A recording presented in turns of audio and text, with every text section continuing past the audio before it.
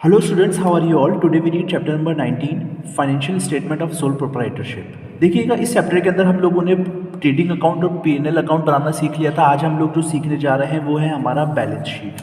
देखिएगा balance sheet हम लोगों को ये एक प्रकार का, हिंदी में बताऊंगा मैं अगर आपको, तो वो हिंदी में ये होता है कि ये प्रकार का एक चिट्ठा होता है जो कि आपके पूरे बिजनेस के अंदर पूरे साल भर में आपको ये बताता है कि आपके पूरे लाइफ बिजनेस की कितना आपको प्रॉफिट हुआ था, कितना आपको लॉस हुआ था, ठीक है ना, कितने आपके खर्चे हुए थे, कितने आपकी इनकम हुई थी, सारी की सारी डिटेल्स जो है वो सिर्फ और सिर्फ बैलेंस शीट के अंदर बताई जाती है, ठीक है ना। तो बैलेंस शीट के बारे में हम लोग समझेंगे कि a statement showing firms assets, liabilities and capital of proprietor at a specific point of time। ये एक स्टेटमेंट होता है जो कि हम लोगों को फर्म की एसेट्स बताता है, लाइबिलिटीज बताता है और कैपिटल ऑफ प्रोप्राइटर की कैपिटल बताता है एक स्पेसिफिक पॉइंट ऑफ टाइम के अंदर। आई होप आप लोगों को बैलेंस शीट के बारे में समझ में आया होगा, ठीक है ना। और यही एक बैलेंस शीट की डेफिनेशन भी होती है। बैलेंस शीट की डेफिनेशन अक्सर एग्जाम के अंदर पूछी जाती है एक नंबर के अंदर, ठीक है ना, या फिर हाँ, एक नंबर के अंदर क्वेश्चन में ये आता ही है कि what is the definition of balance sheet. तो आपको बैलेंस शीट की डेफिनेशन, आपको ये वाली डेफिनेशन लिखनी पड़ेगी, ठीक है।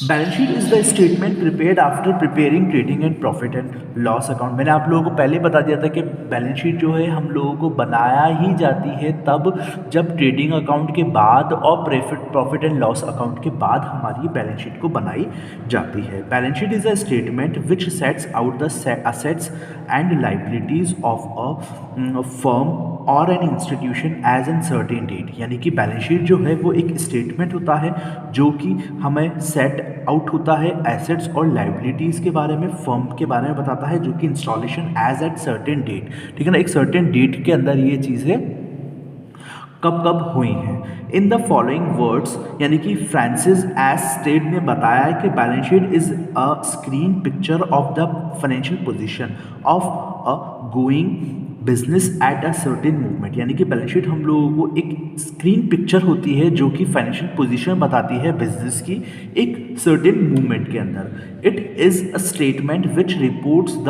Assets owned by the enterprises and the claims of the creditors and owners against these assets. It shows the financial position of the business as at given time। यानी कि हम लोगों को बताता है कि फाइनेंशियल पोजीशन क्या है बिजनेस की जो टाइम हम लोगों को दिया है उस वक्त। Excess of assets over outside liabilities and the capital and is indicative of the financial soundness of a company। ठीक है, एक्सेस ऑफ एसेट्स, ज़्यादा जो एसेट्स होती है जो कि आउटसाइड ओवर आउटसाइड होती है लाइबिलिटीज़ की, is the capital and is indicative of the financial soundness of a company. It is prepared from real account and personal account. ये प्रिपेयर की जाती है रियल अकाउंट से और पर्सनल अकाउंट से। इन अदर वर्ड्स, दूसरी भाषा के अंदर अगर बताएं तो the debit and the credit balance of those ledger accounts which have not been closed by transfer to trading and profit and loss account are shown in the balance sheet। यानी कि दूसरी भाषा में अगर बताएं तो डेबिट और credit balance जो होता है जो कि लेजर अकाउंट के अंदर नहीं क्लोज किया जाता है, उसको ट्रांसफर किया जाता है trading and profit and loss account में। Sorry, profit and loss are shown in the balance sheet, जो कि बैलेंस शीट के अंदर बताया जाता है।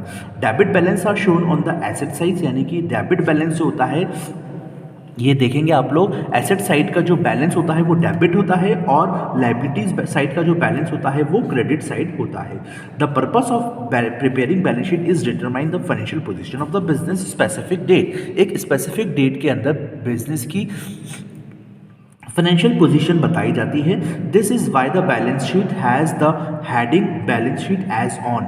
यानी कि बैलेंस शीट की जो हेडिंग होती है ये वाली balance sheet of as at as the against heading of the trading and P&L account, which is usually for a year। यानी कि उसके अंदर सिर्फ और सिर्फ यूजुअली दिया जाता है, सिर्फ ईयर के बारे में बताया जाता है। Since even a single transaction will make a difference of some of the assets or liabilities, the balance sheet is true only at a particular particular point of time that is significance of the words as at, यानी कि balance sheet तभी use में आती है, इस चीज़ का आप लोग याद रखें कि बैलेंस शीट एज एट लिख रहे हैं आप लोग, क्योंकि यही आपकी बैलेंस शीट को ऑथेंटिसिटी देती है। ठीक है, अभी देखिएगा पर्पस क्या होता है बैलेंस शीट का, यानी कि हम लोगों को क्यों ज़रूरत होती है बैलेंस शीट की। The need or purpose for which balance sheet is prepared are to ascertain the financial position of the business at a particular point of time, यानी कि उसमें फाइनेंशियल पोजीशन पता चलती है बिजनेस की पर्टिकुलर पॉइंट ऑफ टाइम के अंदर। To know the amount of assets and its own under various heads, debtors, fix assets etcetera, यानी कि जो अमाउंट होता है एसेट साइड के अंदर उसको अलग अलग हेड में दिखाया जाता है, जिसे हम लोग बोलते हैं debtors, fixed assets etcetera. To know the amount of liabilities to it owes to outsiders and proprietor, इसको हम लोग जानते हैं एक अमाउंट लाइबिलिटीज़ का, जो कि हमें बताता है एक आउटसाइडर्स एंड द प्रोपराइटर के बारे में। It shows the opening capital of the proprietor, ये हमें बताती है कि एक ओपनिंग कैपिटल होती है प्रोपराइटर की, drawings made by him during the year and fresh capital introduced by him during the year, यानी कि ये एक ईयर में फ्रेश कैपिटल इंट्रोड्यूस्ड करती है, जो कि बताती है ड्यूरिंग होती है, यानी कि फाइनेंशियल ईयर के अंदर होता है जो।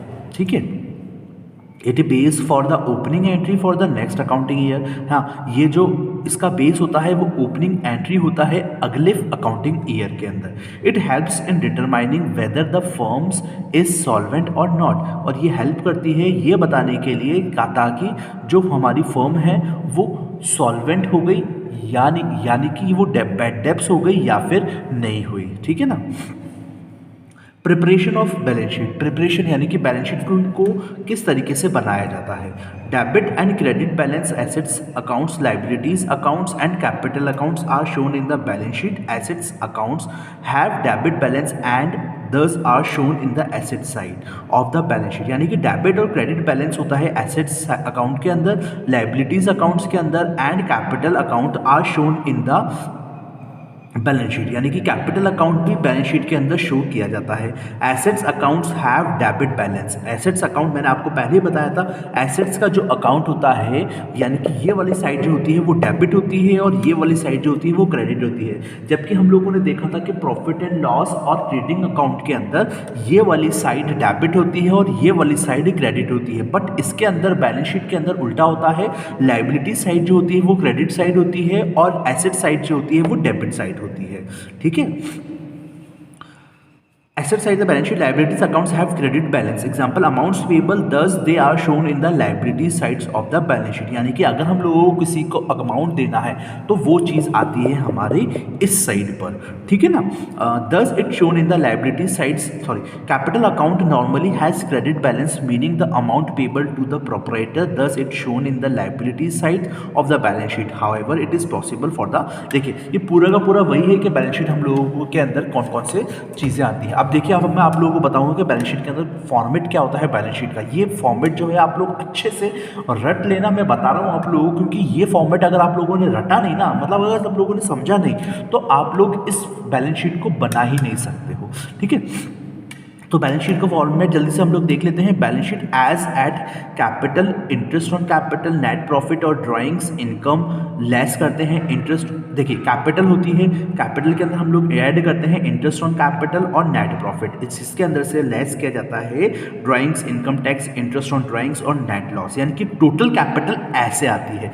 याद रखिएगा आप लोग, भूल मत जाना कि कैपिटल को कैलकुलेट करने का तरीका क्या होता है, इंटरेस्ट ऑन कैपिटल और नेट प्रॉफिट को ऐड करा जाता है और उसके बाद लेस करी जाती हैं ये चीज़ें। कि एग्जाम के अंदर कैपिटल आप लोगों को दे रखी है और ड्राइंग्स, इनकम टैक्स और इंटरेस्ट ऑन ड्राइंग दे रखा है आप लोगों को। ठीक है ना, तो आप लोग इसमें से ये सारी चीज़ों को लेस करके फिर ही कैपिटल को दिखाएंगे। ठीक है, रिजर्व और reserve fund, loans, bills payable, bank overdraft, employees provident fund, sundry creditors, ये सारी की सारी आपकी डेबिट साइड के अंदर होती है, ठीक है ना, क्रेडिट साइड के अंदर होती है, ठीक है। तो जो कि आप लोग लाइबिलिटीज़ होती हैं आपकी, तो आप लोग इसको लाइबिलिटीज साइड के अंदर शो करते हैं। अब हम लोग चलते हैं डेबिट साइड के अंदर। Goodwill, plant and machinery, land and building, patents and trademarks, furniture fittings, investment, bills receivable, sundry debtors, loans and advances, closing stock, loose tools, cash at bank and cash in hand, ये सारे के सारे जो होते हैं हमारे क्रेडिट डेबिट साइड के अंदर लिखे होते हैं, जिसे हम लोग एसेट्स बोलते हैं। ये सारी की सारी हमारी एसेट्स होती है। तो बच्चों देखो, ये है हमारा फॉर्मेट बैलेंस शीट का। अब इसको क्वेश्चन हम लोग किस तरीके से इसके क्वेश्चंस आते हैं और हम लोग इसके क्वेश्चंस को किस तरीके से सॉल्व करते हैं, वो हम लोग आगे आने वाले कुछ वीडियोस के अंदर देखेंगे।